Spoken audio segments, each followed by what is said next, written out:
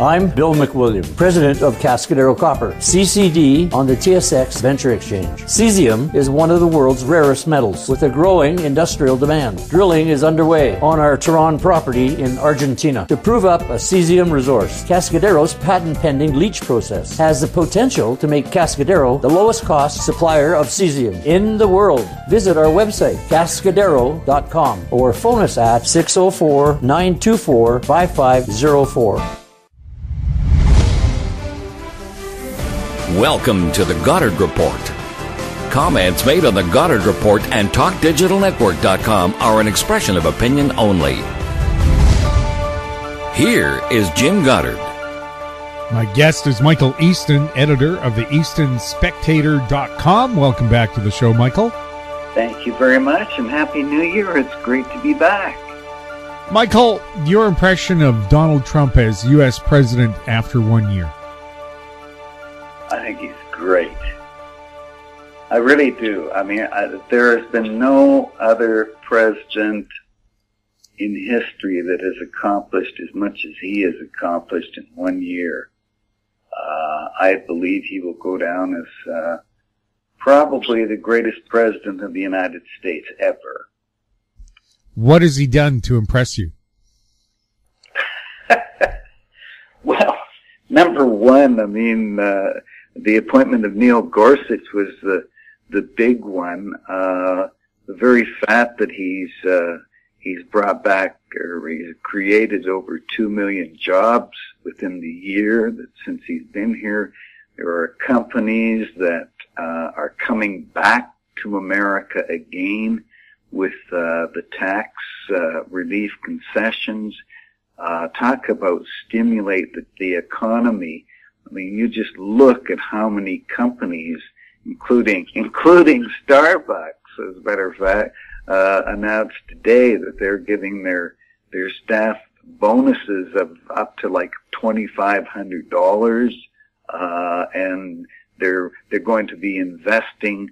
I can't remember the exact billion-dollar figure into the U.S. economy. There's so many other companies have also coming back. I mean, you've got Apple. They're talking about bringing back jobs to America, creating more employment. No, there's been so many things, and one of the sad parts is the reality that the media, the biased media who hate him, hate everything about him. They've spent, give you an example, CNN have spent 93% of their programming in putting Donald Trump down. They don't acknowledge what he's done and accomplished in such a short time. It's a total hatred towards him. I've never seen anything like this. These kind of attacks come towards a president. I guess the first election that really stands about, was my introduction to politics would have been Kennedy in 1959 when he won the election, and of course what happened to him. But I mean, it opened up the door as far as that hunger, that interest I have in politics.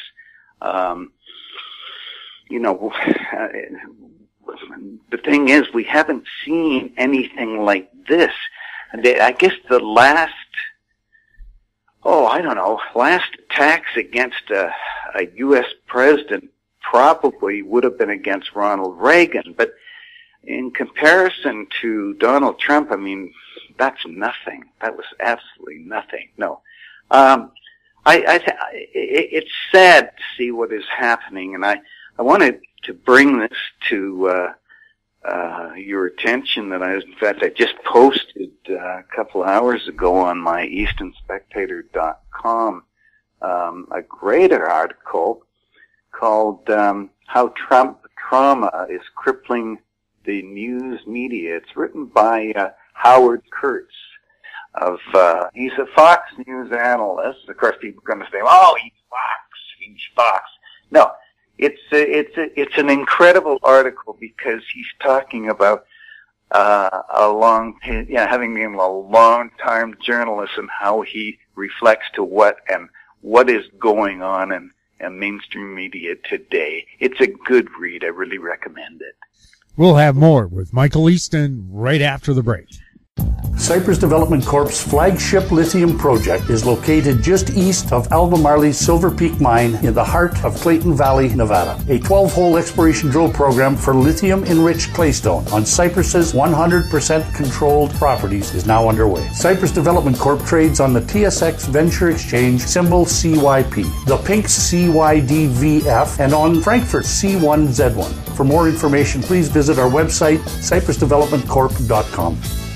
Glance Technologies owns and operates Glance Pay, a disruptive mobile payment technology now live in 16 cities in Canada and about to launch in the US. With revenues up 664% in the last quarter, Glance Technologies has the potential to be a worldwide leader in an industry projected to grow to $1.3 trillion in 3 years. Glance Technologies stock symbols are GLNFF in the US and GET in Canada. Find out more at glancepay.com. Welcome back. We're speaking with Michael Easton. Michael, we're having one of the worst flu seasons ever. One thing that we had the last time we had a flu epidemic, I noticed stores put hand sanitizer out. This time around, I'm not seeing sanitizer like I used to. I wonder why everyone's getting so sick. Is it because they've been getting the flu shot? Do you realize how many people have been dying? People, ordinary healthy people, have been dying from the flu shot. I mean, this is scary. And we've got some articles, recent articles that I've just posted on EastonSpectator.com. I really encourage people to read up on. Everybody's got to understand what this thing is all about. Is it about depopulation? Sadly to say, I think that's got a lot to do with it. What was the next question? Well, I was going to say, too, there was a theory about Ebola being something that either was deliberately spread or accidentally spread from some U.S. biological warfare lab.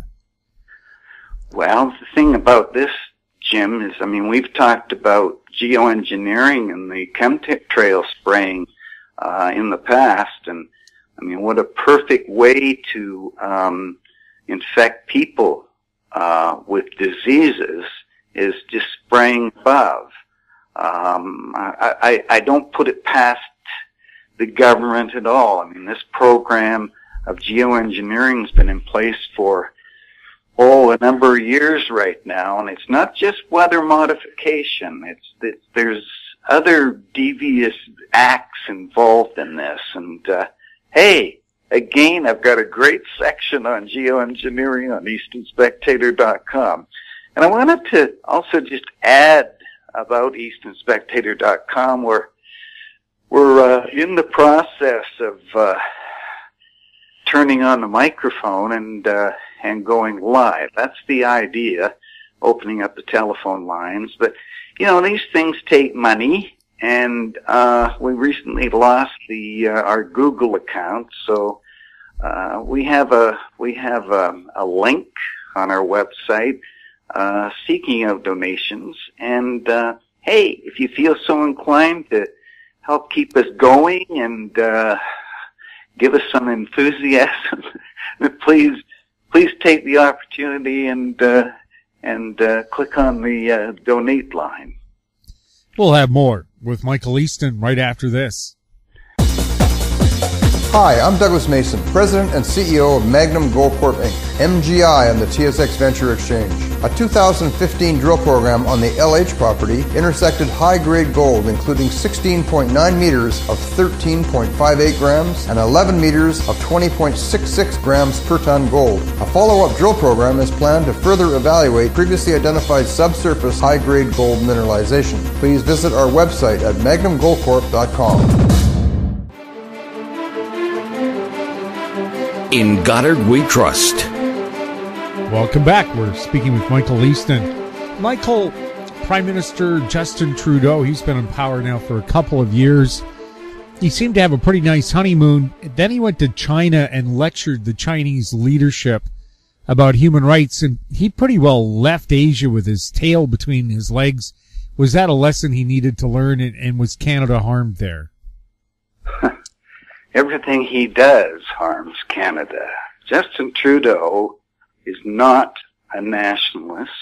Justin Trudeau is a globalist, okay? That means that he really could care less about what Canada is all about. You'll notice that he seems to have this real knack about turning Canadians against each other. We can't even talk about Islam in any way. We can't question it. He's going to bring in laws, the hate laws, where we can't even talk about these people because we will be called Islamophobics. No, there's a real problem going on. Not only that, it's the monies, the billions and billions of dollars that him and his liberal government have been giving to foreign countries. He's obviously wants to become a member of the United Nations, which is part of the New World Order. No, this man's dangerous to Canada. In fact, talk about treason. What do you think he's going to accomplish in Davos talking to all these billionaires? Oh, showing off his new set of socks. And I guess he can't wait. He's probably looking forward to Donald coming over, and hopefully some of President Trump will rub off on him. Maybe there's hope yet.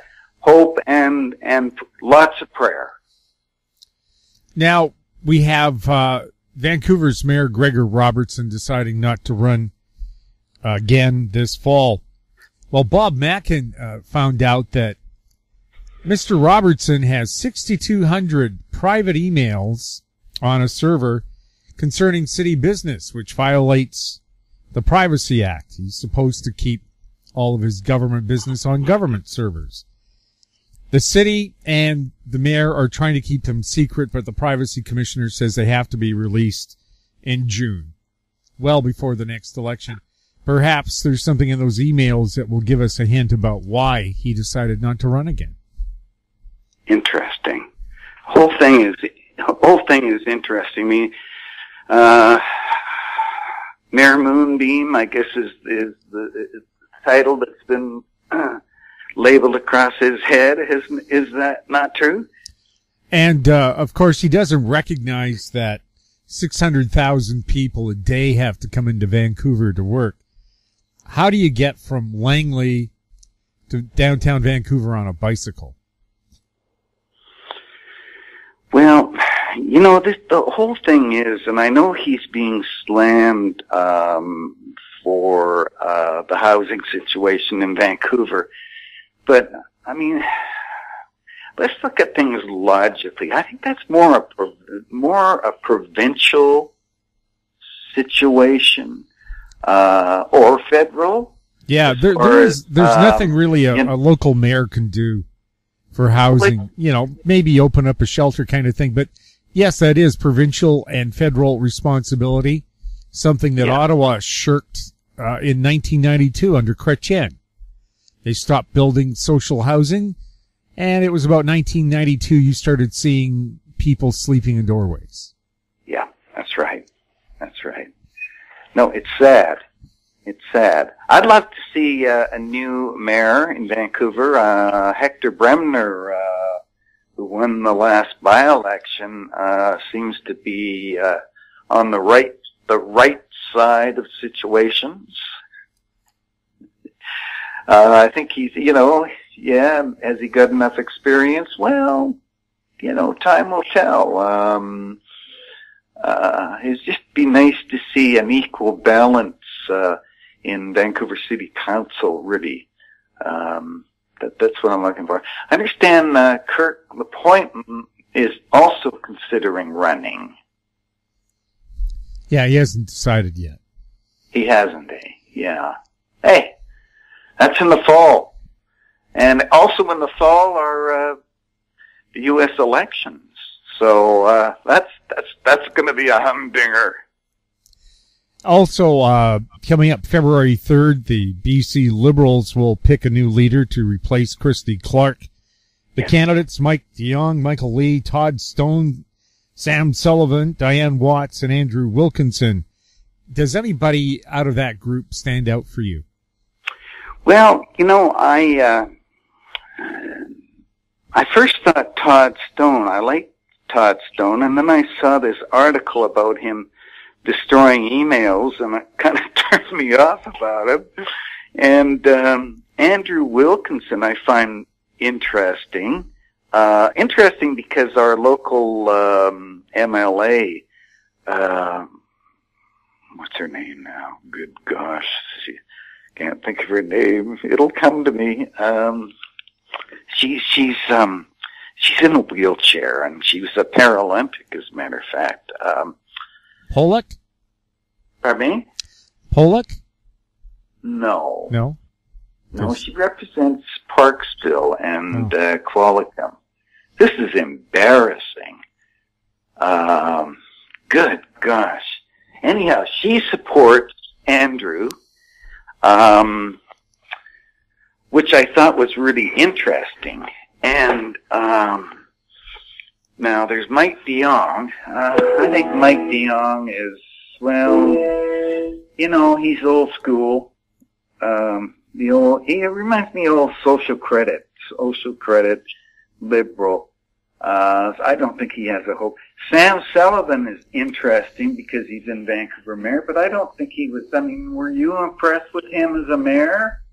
Well, as Sam said, he was an idea guy. He had no idea how to carry out those ideas. That's what he admits. I dream big. I just don't have the plans together to put the dreams together. Michelle Stilwell. Michelle, forgive me. That's the MLA for Parksville, Qualicum. And she endorses Andrew Wilkinson, which I thought was really interesting. The whole thing's going to be interesting. It's going to be this whole year, and with the NDP and the Green coalition, I guess you could call it. Man, I think we're in for some pretty interesting times. I hate to use that word all the time, but how else can you describe it? And Diane Watts, former Surrey mayor, resigned her seat in Parliament to run for the BC Liberals, who should not be confused with the federal Liberals. They're more like the Conservatives. Well, yes, she was a Conservative. And of course, the Liberal, Hogg, didn't he win the seat? That's right. First Liberal to take that seat in a long, long time in White Rock. That shouldn't have happened, This is one of the reasons I'm really disappointed with the Conservatives and the seat that they lost, not in the last by-election, but the by-election before. They should have won it, and the Liberals picked it up, and I thought, so my impression of Andrew Shearer is just, it's not quite up there yet, I tell you. I think I'm still very much siding with Western separatism. Oh my God, no! Well, the best hair in Parliament Hill wasn't Justin Trudeau; it was Rana Ambrose, who I thought she did a pretty good job as interim leader. She kept asking a lot of key questions, and I'm kind of disappointed that she didn't run for Conservative leader. I thought she would have had a good shot. And she seems to think pretty quickly on her feet. Oh, she was great. She was great. No, I loved her. Just loved her. And right now she's on. Now, one thing that Trudeau did do that I was impressed with was put together this panel to deal with NAFTA. She's on this panel. So he's got members of the Conservatives, the NDP, Labor, Big Business, a lot of other, it's a pretty rounded group. So that's at least one thing I think he's done right to deal with NAFTA, because it looks like it could come off the rails. Oh, well, I don't think that the same deals are going to be applicable as it was under Brian Mulroney and Ronald Reagan. Yeah, I don't see them singing Irish Eyes Are Small. No, somehow I can't see that. Allura. Yeah. You know? I mean, but you know what concerns me is when I saw that Barack Obama had visited Justin Trudeau in that cafe in Montreal, like about 6 months ago. Did you see that one? Yeah. You know, we're getting the, and of course, Hillary and I think Bill and Chelsea, were visiting Ottawa about 4 months ago. George Soros is quite a connection. And of course, bringing up the subject about voting machines. We have them here in Canada, and apparently George Soros is one of the owners or an investor of that particular company. So I think we're going to have to be very careful here in this country and check out these voting machines, because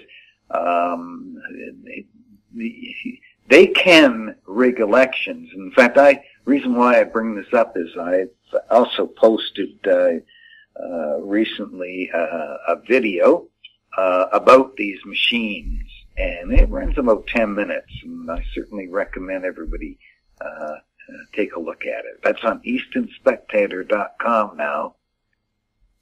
Michael, thank you so much for chatting with us. Jim, thank you so much. It's good to talk with you again, and I know you told me you had a little tummy upset there, so I hope you get well, and we'll look forward to talking to you again soon. My guest has been Michael Easton, editor and founder of the eastonspectator.com. You're listening to the Goddard Report. If you have any questions for the show or our guests, you can send them to info@howstreet.com. I'm Jim Goddard. Thanks for listening. Comments made on the Goddard Report and TalkDigitalNetwork.com are an expression of opinion only. The Goddard Report is available online and mobile at TalkDigitalNetwork.com. The Goddard Report is a production of How Street Media Incorporated.